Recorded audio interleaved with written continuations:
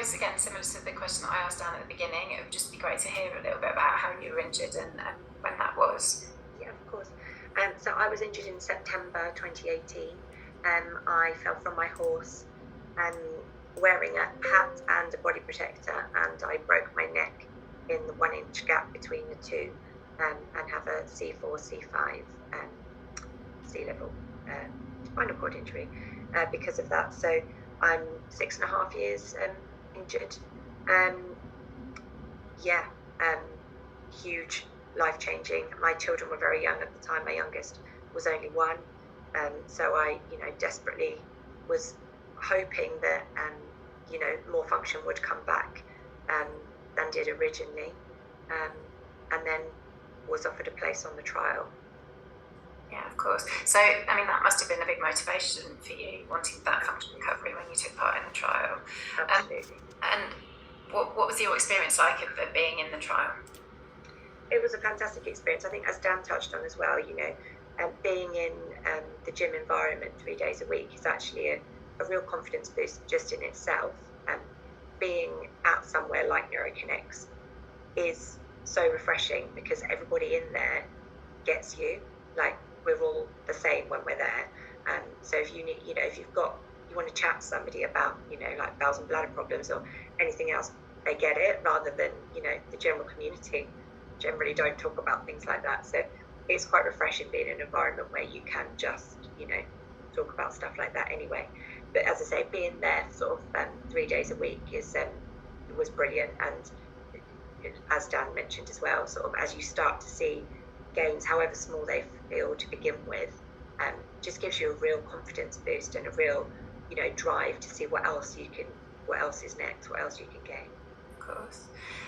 Could you talk a little bit more about what those gains were and if they've continued since the trial?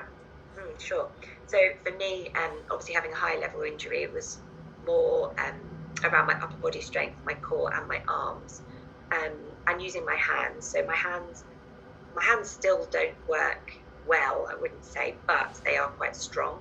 So I'm now able to lift a hot cup of tea, drink a cup of tea independently, and a lot more strength in my core, so my balance is a lot better. My posture has improved hugely sitting in my chair, and because of that, I can also feel when I'm not straight or I'm uncomfortable.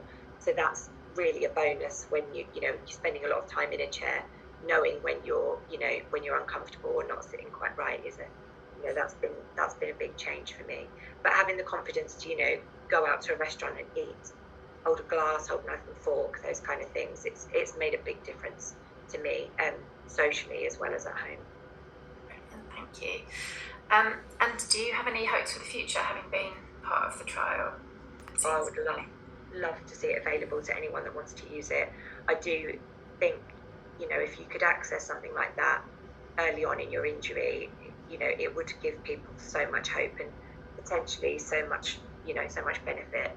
I just wish it was available for everybody. I really do. Lovely, thank you. Thank you so much. I really appreciate it. And you taking the time to come and share your story with us. It's great, both of you and Dan as well. Thank you. Jenny, it'd be lovely to hear a bit more. I know obviously you've talked through the trial and the kind of the protocols around it. Having heard about Dan and Sarah's experience, it would just be great to hear your, I suppose, perhaps more anecdotal stuff around the trial itself. But it would be really lovely if you could just start by talking about, I guess, what drew you to the trial in the first place, what your kind of motivation was for wanting to be part of it. Yeah, the interest in being part of it was essentially having opportunity to have access to this technology and being able to get this technology to the community and not just using it in a research setting. So that's what initially drew me in. There's so much, so many times technology is gatekept from the community. And I know as wearing my OT hat that we get frustrated as well, that there's not a lot that we can do sometimes outside of our traditional setting. So having that opportunity, we just ran with it and tried to design the most comprehensive trial, looking at our entire NeuroConnects population and how could it benefit them.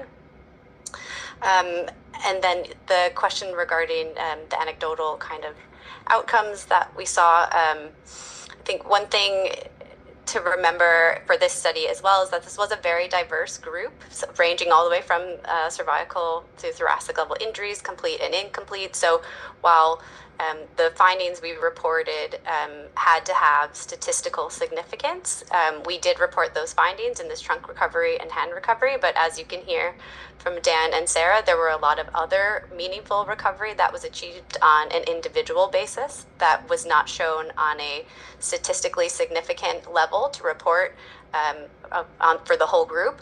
And those changes have been really exciting to see and have been very meaningful for everyone, particularly the autonomic changes that they're discussing. Bladder, bowel, some sexual function changes have all been individually meaningful. And for me, it just shows that we are inducing some sort of neuromodulation within the spinal cord and central nervous system, and we're not sure what continued access to the product could look like.